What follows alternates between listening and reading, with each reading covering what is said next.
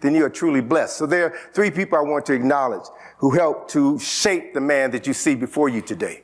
And I have no problem acknowledging the people who made me. The first person is Dr. Ivan Van Sertima. It was 48 years yesterday, on February the 21st, 1977, that I met Dr. Ivan Van Sertima. He was giving a lecture at Georgetown Law School in Washington, D.C.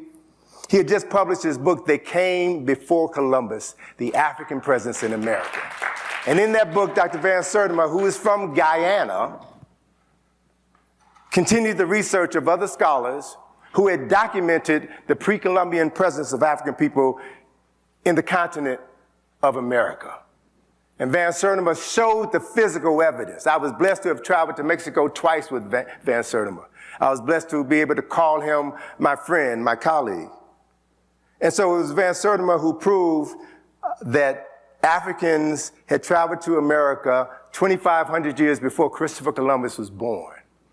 And then he said something that freed my mind. I used to say he blew my mind, but in fact, he freed my mind when he told me that these people who traveled to Egypt were people who had traveled to America, had traveled from Egypt, and they were African. And that was the first time in my life anyone ever told me that the ancient Egyptians were black.